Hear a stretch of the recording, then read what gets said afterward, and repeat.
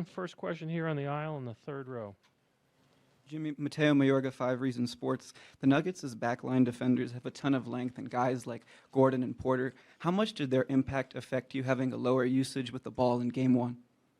Not much. I just think I got to do a better job of getting the ball, demanding the ball, being more aggressive. That's just that, and that'll change come Game 2. Yes, they do have some really good defenders, but I've seen really good defenders before. Right here, Josh in the front. Hey, Jimmy. Josh from Channel 7 in Miami. Can you explain the chess match of using the pump fake to get defenders in the air when they game plan to stay down so that you can get to the free throw line like you talked about after Game 1? I don't think I shot faked a lot, though. I just think I was passing ball to the open guy, which I will continue to do. Maybe I got to get more layups, more dunks, more attempts at the rim to free our shooters a lot more often. But, I mean, I think this whole playoff series has been a chess match for everybody on this team, not just myself. So, you know, going into Game 2, whatever it takes to win, if I got to pump fake 5 times or 15 times, you just got to win. Vinny on the right side, fourth row. Hey, Jimmy. Vince Goodwill, Yahoo Sports. Michael Malone, after Game 1 and even a few minutes ago, said he expects you guys to play with a lot more force in Game 2. What does that mean for you? And secondly, do you feel like you have to be more aggressive, maybe take a couple of shots that are out of your character just to sort of loosen the defense? No. I'm going to continue to play the right way. I'm going to pass the ball to my shooters the way I have been playing the entire playoffs, the entire year. But, yeah, I think I got to be more aggressive, putting pressure on the rim, and I think that makes everybody's job a lot easier. They definitely follow suit whenever I'm aggressive on both sides of the ball, so I have to be the one to come out and kick that off the right way, which I will, and we'll see where we end up. You think you played passive in Game 1? Not at all. I think I play basketball the right way. Melissa here in the front. Hey, Jimmy. Melissa on Fox Sports.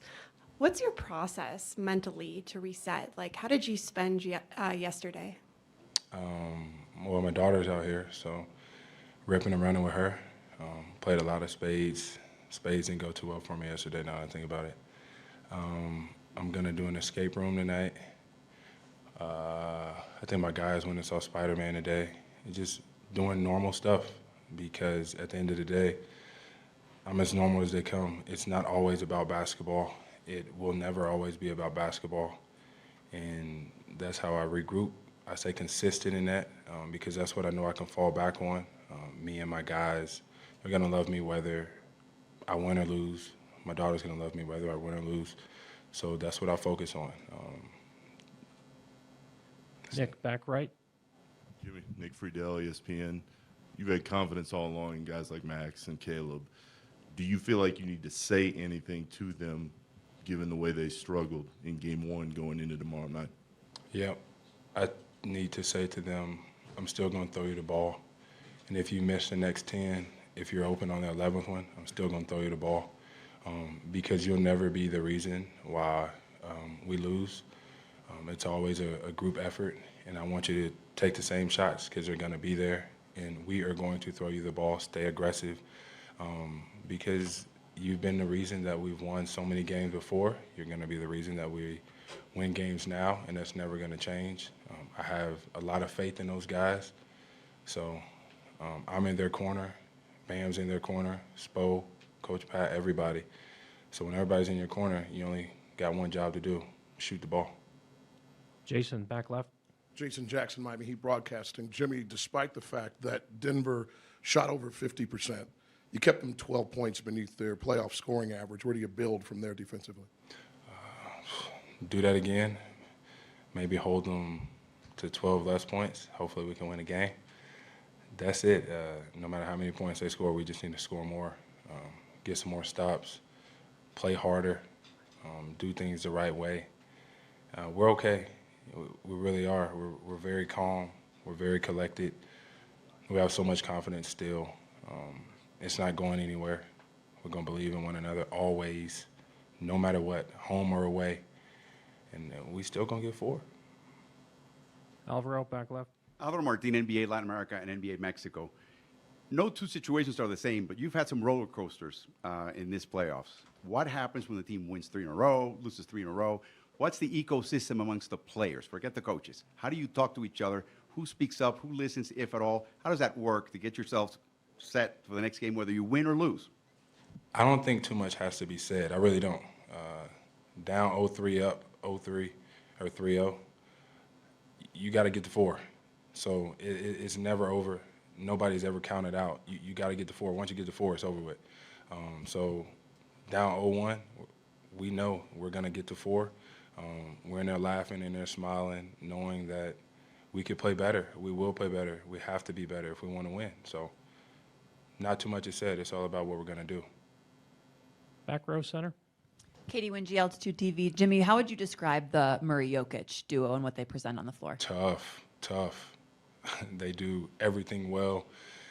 You got to guard both of them majority of the time with 2 people.